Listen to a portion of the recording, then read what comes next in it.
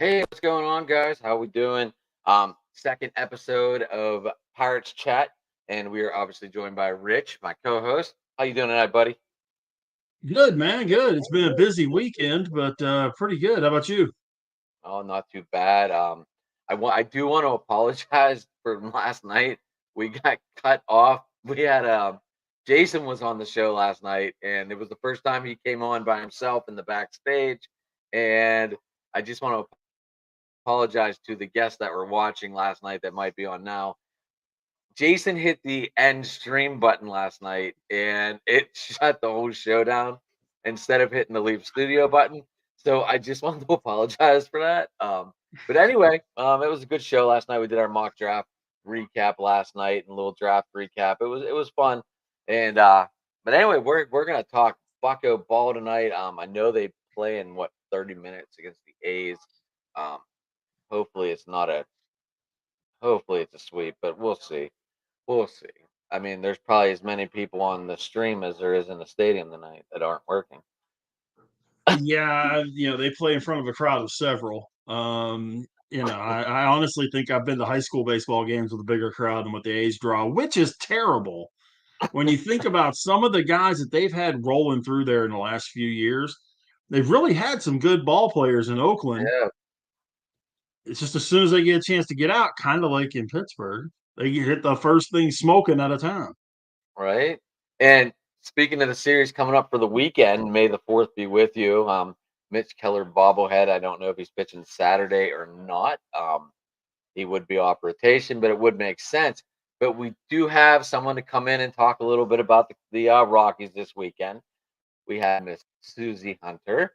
Hey And guys. I will let her introduce herself and tell her about her channel, how her Twitter, X, whatever you want to call it. People still call it both, so I don't know. I still call it Twitter because X tells me nothing. Twitter tells me everything. We're living in such weird times. But guys, I am the host of the DNVR Rockies podcast out in Denver, Colorado. So I talk Rockies baseball every single day, and it's been kind of a crazy time to do that. But I'm excited to talk to you guys about this upcoming series. I think it'll be a fun one no matter what. You know, Susie, sometimes when you manage to stay on a good level when the team is not at their height, sometimes you get more noticed that way because you stay loyal.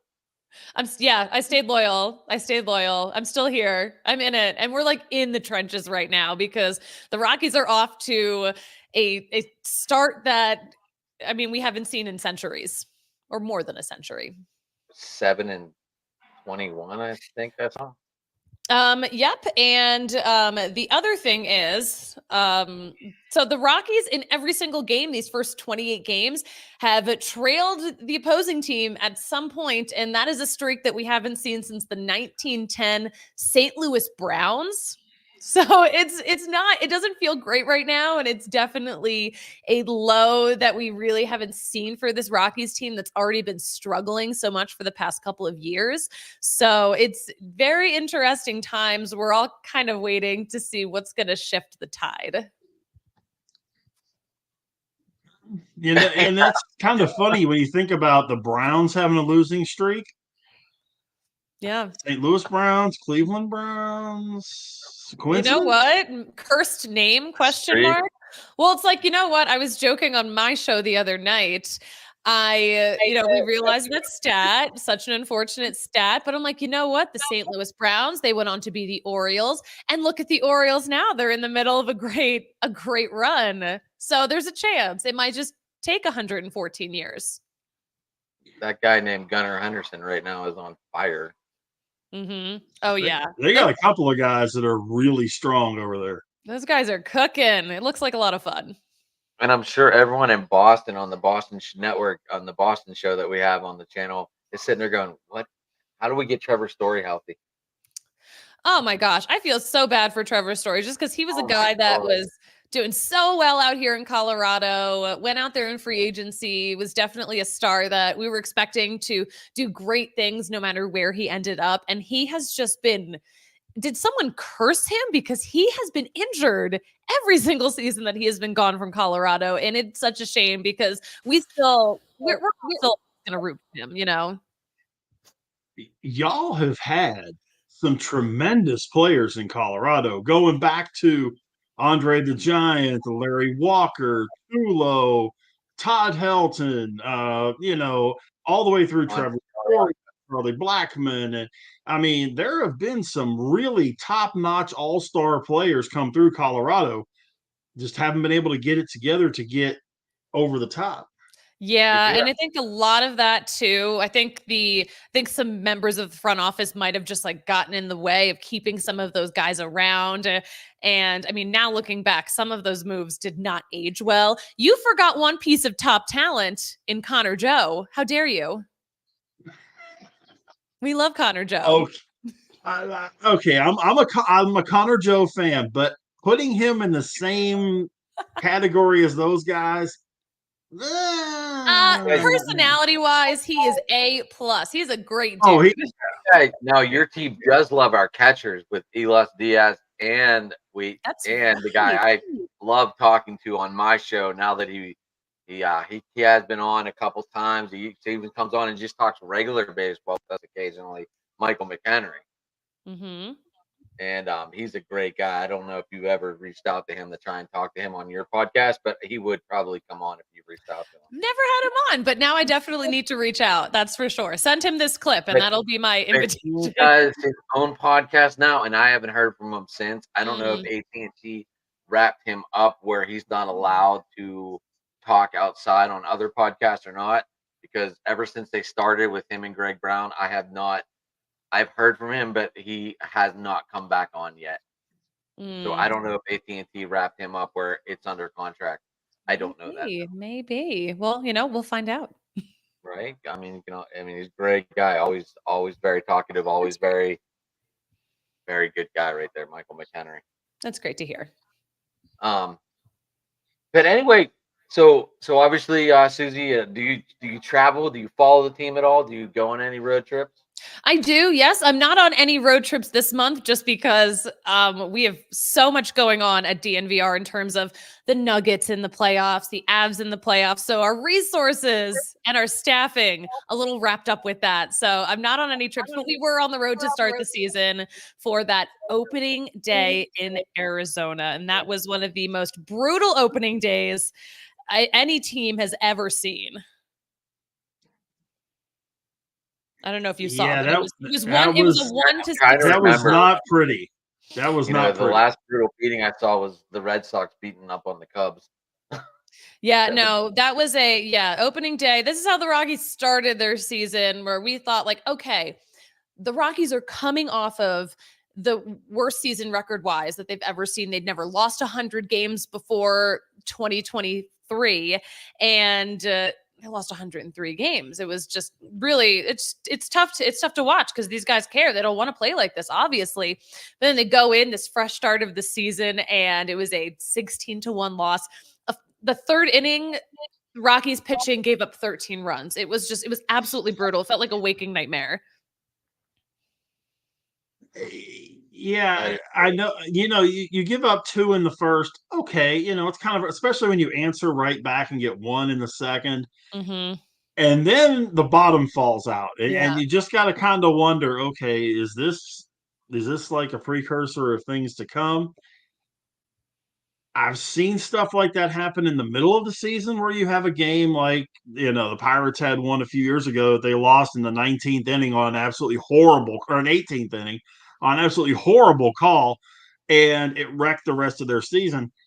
If I had the clip, I don't know. Henry, he said that was because I straight up asked him. I was like, Mike, I know he was out, but the umps just wanted to get out of there.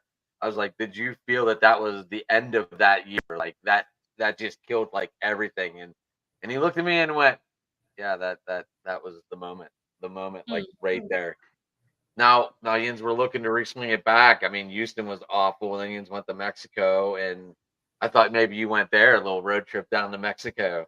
I wish I would have loved to have been on that trip, but again, I don't even think they had an extra person to send with me. So I was fine to stay home, especially after, I didn't need to see a sweep, but we were hopeful because both teams were going in 7-19. I'm like, obviously the Astros are struggling with something. So maybe we can take advantage of this and use the momentum, because the last game here in Colorado was such a fun win, such a great comeback. And we're like, okay, these guys have to have some momentum going in, right? But those Astros just, wow, they were offensively just absolutely wild. The problem with the Rockies, the big theme that we're seeing is that the offense is just a little too quiet. We're wondering where those bats are. It's a little strange because we definitely expect a lot more, especially we play a mile high. Mexico City is a mile and a half high. We were expecting fireworks from the Rockies, and gosh, they were so quiet. I know Rich had questions that he had in mind about the bats. Rich, if you want to ask your question, you type to me, you can. Yeah, I mean, there's a couple of the bats that just Nolan Jones, especially. Charlie Blackmon's been kind of going downhill a little bit the last couple of years, but Nolan Jones comes out, hits almost 300 last year, hits 20 bombs. This year, he couldn't hit a ball with a boat oar. I think he only has one homer. What are you hearing anything as far as is it a mechanical thing? Is it just that he's having a rough start? Where is the issue coming with all the promise that was coming from last year? Yeah, no, it's so strange too, because obviously, I mean, Nolan Jones had an incredible rookie season last year, 20 home runs, 20 stolen bases, 19 outfield assists. Okay, this guy was cooking, and he had never even been an outfielder before. So obviously we had such high hopes for Nolan Jones. He's very competitive. He has so many high hopes for himself too. We talked to Bud Black about this, the Rockies manager, every single day. We're like, what is going on? He insists that this is just all mental. Like, he is just stuck in this mental rut where he is pushing too hard, expecting a lot of himself, and it's just all kind of backfiring.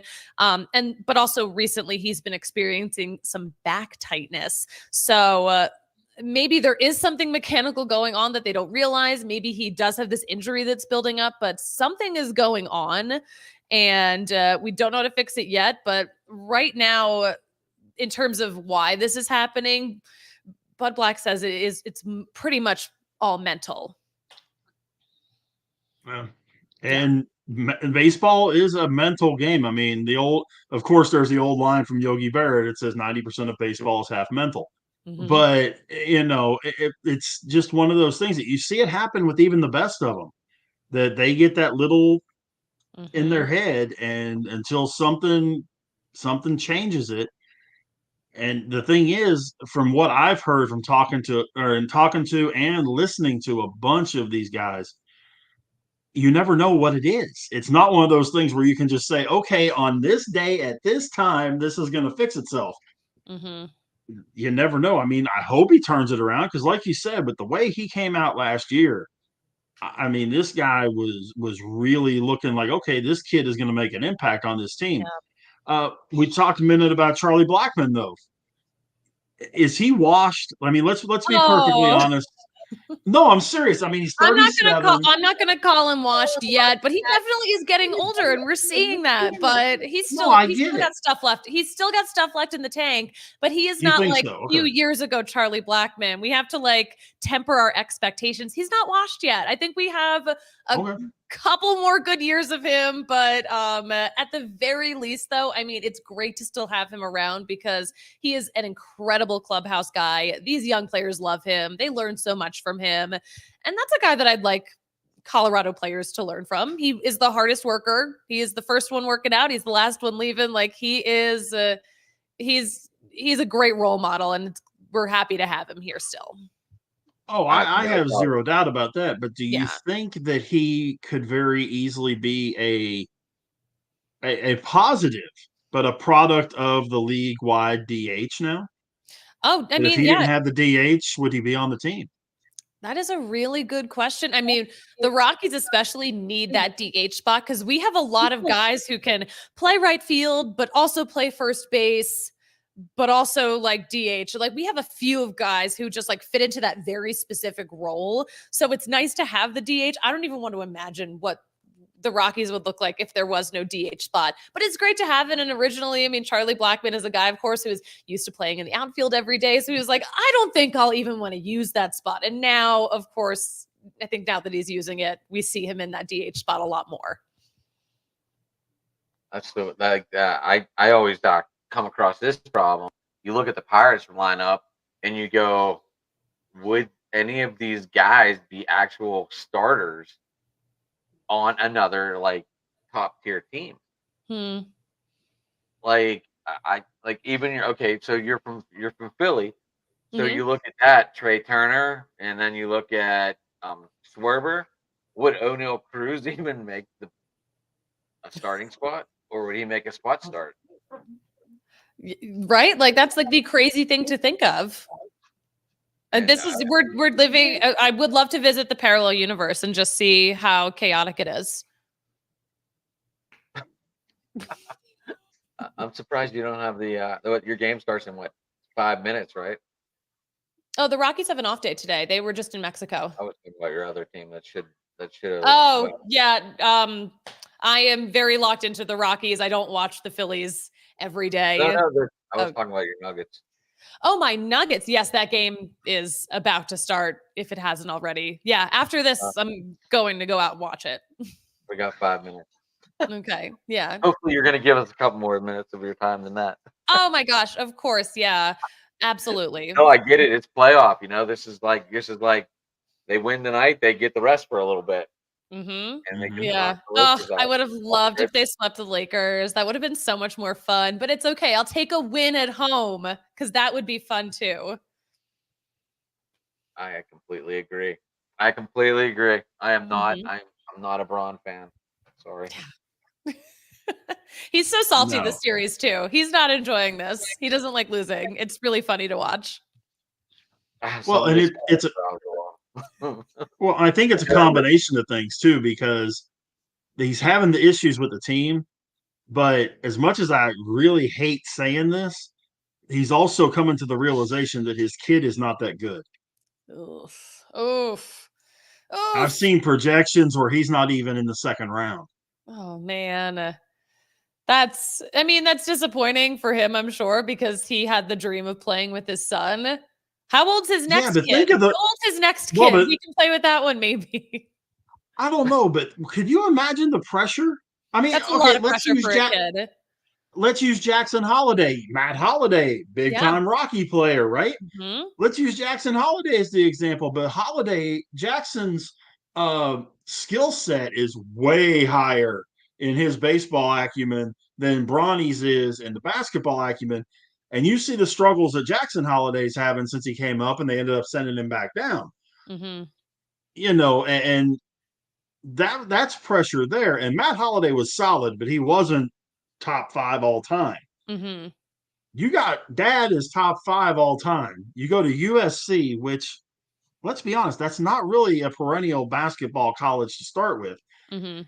And you're not even setting the world on fire at USC. So, and now you've entered a transfer portal and you're going someplace else and doing.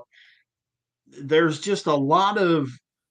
I think it might just be one of those things that he's trying to live up to living up to dad, and then dad's expectations. Good luck.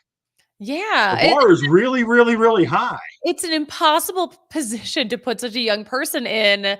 And yeah, that is a tough mental battle to get through. And yeah, we're totally seeing that with Jackson Holiday right now. He's got the talent, obviously. But yeah, the mental block is just what's getting in the way. It's so frustrating to watch that part when all the other pieces are there. It is good to see, though, because you've seen it in videos and things like that. Matt Holiday is a very hands-on dad with this whole thing. It's not one of those that he is Lonzo Ball, where he's going out there and shooting his mouth off and, oh, they sent him down because of this and that. No, but he's supporting his son and backing him up and working with him all the time. And everybody knows that followed baseball during that time frame. Matt Holiday was one of the hardest working guys in baseball. Whether it was with Colorado, St. Louis, it didn't matter. He was hard-nosed guy, 100% the whole way. And if he wasn't dirty or bleeding, it wasn't an official game. So that attitude that he brings into his son, that I think is going to help Jackson down the road. Definitely. He's just having a tough time in the beginning. He's just, you know what? He started a new job and he's having a tough time adjusting. It's a super normal thing. But to what you were saying about his dad, Matt Holliday, yes, such a hard worker, and has probably bestowed so much baseball knowledge onto him. So that's a great role model to have, man. Like, I mean, one of the hardest working guys as your dad. He builds you a great facility to work out in. Great position. He'll be fine. He'll be fine. This is just his first hardship. I think he got his taste, and now like he got sent back down, so he's gonna hit reality, and then he's gonna be like, "I want to get back up." Yeah, I mean, whatever it is. Guy that Yeah, sit on it and be like, "I got it. I'm here." No, See what he doesn't. once he hits his stride, though,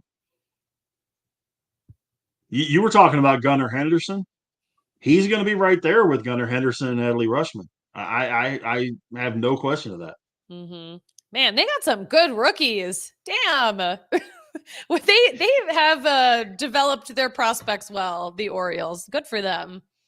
Good for them. And I know Matt's like biggest question is on his show. Matt's our Baltimore guy, and his biggest question is, are they going to end up trading these prospects to bring in a big time player at the deadline to, push it to another level?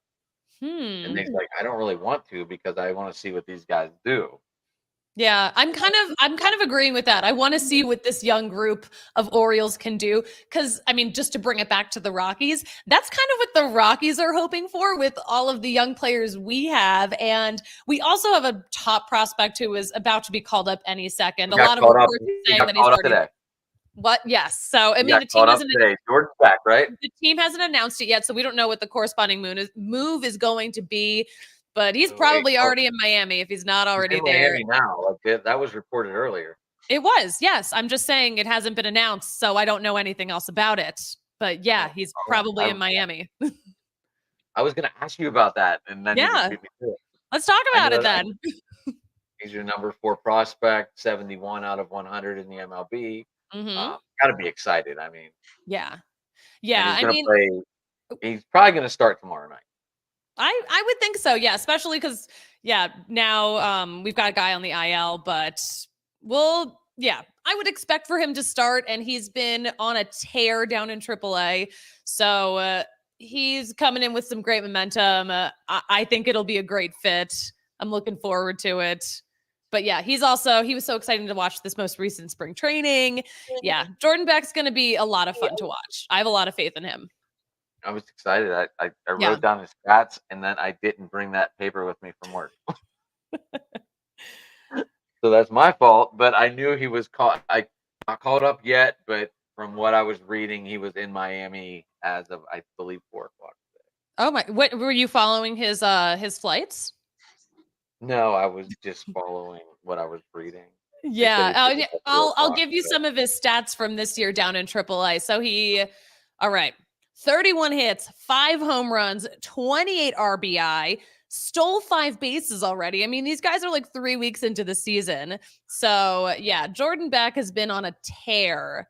So, great call on the Rockies, calling him up. It'll be fun to watch. I'm excited for you, Yeah, thank you. This makes me want to go. This makes me want to go to the game now this weekend because I just want to call off work and go. I love watching the prospects when they get called up because they're ready to go. They're on fire. They're bringing energy, and it's like when Paul we talked about this. We're still looking at May 13th. Rich, you think is Paul's going to be up here? Him up. When they bring him up, they got to bring him up for a home game. I mean, you can't bring him up on the road. And the next home game that they've got that fits into everything is going to be on the 13th. It just makes sense. The big difference, and the Rockies have this with their pitching staff. The Pirates have this with their pitching staff, but we were talking about Baltimore. Baltimore brought in Corbin Burns, Cy Young winner, experienced guy, that kind of thing. The Pirates' experience is Martin Perez and Aroldis Chapman. Yes, they've won World Series, but they aren't to that level. Do the Rockies have that guy to work with these young guys when they come up is the question. besides Blackman. Yeah, I mean, I will say, I mean, Kyle Freeland, not like that veteran of a pitcher, but he definitely, I mean, he's a guy who grew up in Colorado, has always pitched in this environment. So he definitely works with this pitching staff a lot, but he is injured now for unrelated. Actually, I don't even know. I don't know what happened to his elbow, but we're a little worried about it. I'm a little worried about it. It's tough. It's tough to get top tier, like Cy Young level pitching to come to Colorado because no one wants to do that to their numbers. No one wants to. No one's been brave enough. So yeah, the Rockies just lean into drafting and developing and all of that. But in terms of like, if there is a crazy run going on, who are they going to bring in? I don't know who would want to come in. The whole strategy with the Rockies farm system is to draft and develop young pitchers and just start them young and raise them themselves. I mean, you guys even tried changing the balls up there, and it didn't work. Yeah, Nothing works. The humidor works fine though. So, like, if Yins are in the run or something, how do you look at some pitchers you want to bring in and go, would they want to come here, or how do you guys break that down? I do not even know how they would go about trying to recruit. I mean, it would have to be like a crazy run. It would have to be something where people just had no doubt the Rockies were going to make it. But they've never been in a position like that. Because even, I mean, look back to October 2007. That really came very unexpectedly, very close to the end of the regular season. So we don't know what they would do because we haven't seen it happen yet. You also have to worry about snow in October and November up there too. You know what? It snows. Listen, we got snow at the end of May a couple of years ago. That snowed out a game. We've got all kinds of crazy weather. It was snowing here a couple days ago. Denver weather is unmatched with how crazy it is. No. Yeah. I'll put Texas weather against it. You know what? We don't have tornadoes blowing through usually. I'll take it. Yeah. That's true, but we don't like it. Wait 10 minutes. It definitely can be crazy down here. But yeah, the Rangers, they had a similar problem to the Rockies when they were having the free agency with having Globe Life Park and all that kind of stuff. As much as I love Globe Life Park, and that's a whole other topic for a different day on Globe Life Field and Globe Life Park. When they got that retractable roof on the stadium and it controlled things and they could play in the air conditioning. Again, don't get me started. But then they signed Simeon, Seager, DeGrom, all these guys, right? Could it be a case that, and would the Rockies put a new stadium together or do something with a retractable roof? I mean, here's the thing. I mean, the weather in Colorado can be so beautiful, especially in the summer, but it also can definitely be horrendous.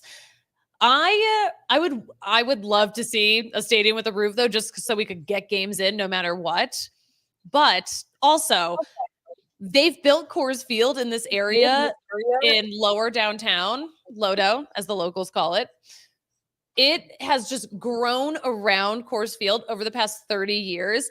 It's the place to go out now in Denver. And how would they rebuild something and still keep all of the magic of the surroundings of the ballpark? Like, you're actually playing in a city. I don't want to play in a parking lot.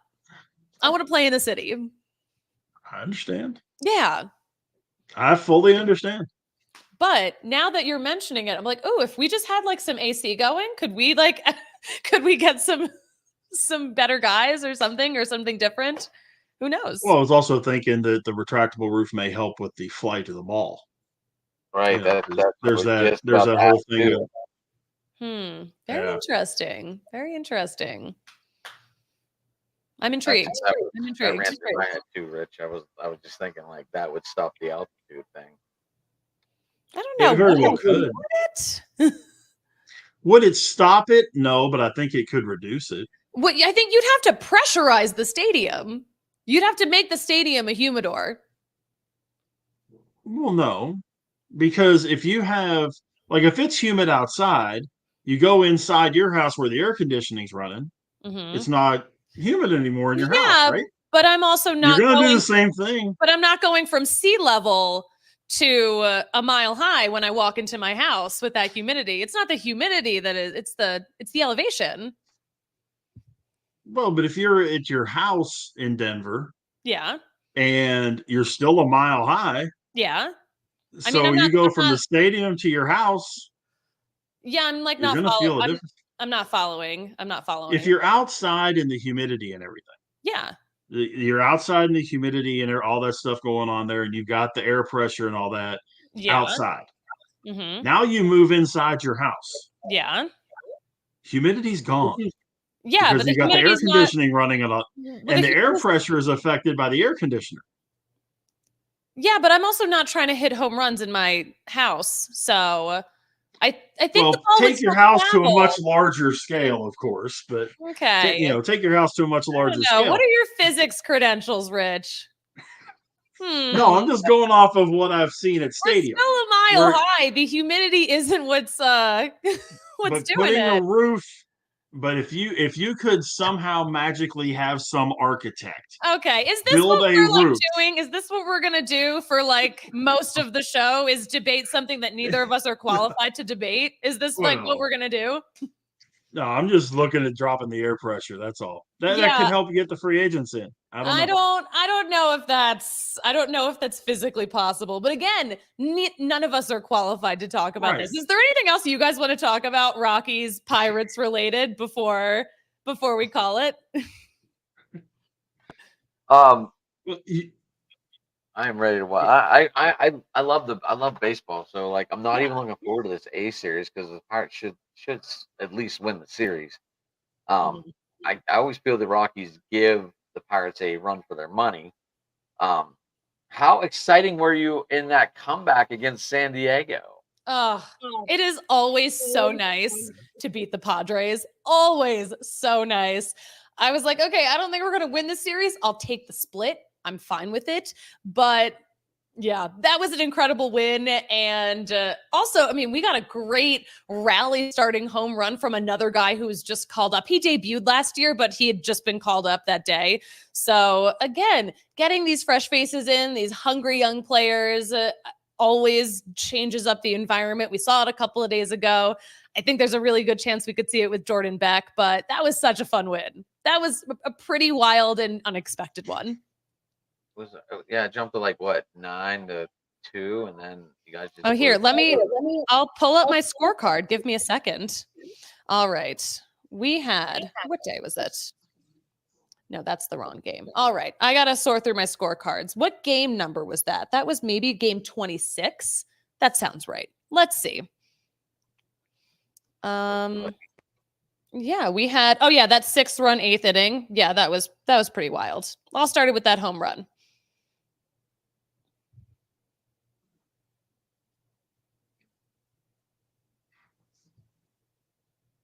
when you look at that when you look at that Western Division, you were Yeah. talking about it's always important Yes. to you to beat San Diego.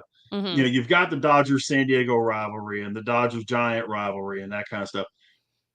Who do you see? Is it San Diego that is their true rival, or is it San Francisco or the Dodgers, or is it I kind don't of the whole know. division? Are the Rockies their own rival? No. I mean, I think that there isn't in terms of the Rockies. They don't have a like one true rival, but we definitely treat the division rivalries with we take them very seriously. And I mean, actually, especially the Dodgers, just because they've been beating up on us so much in the past several years. So, I mean, yeah, the Rockies just don't have one true rival where we're like, oh no, those guys. No, we don't have one. Is it like it's kind of like West Virginia, and their closest rival was what, Kansas? Is it like About that? right? Okay. Okay. Is Ryan Feltner your ace right now? Oh my gosh. I mean, Ryan Feltner's been really good. He's a great young pitcher. He's leading the team in strikeouts. He's got 30 of them. He's going to be on the mound tomorrow. So I think you guys are probably going to miss him. Good for you. He's been great. Sunday, right? What was that? Might see him Sunday, right? You might see him Sunday, actually. That's a good point. I think it would be Keller against him, but I'd rather see Jared Jones against him. That's my personal opinion. The two leading strikeouts on the teams.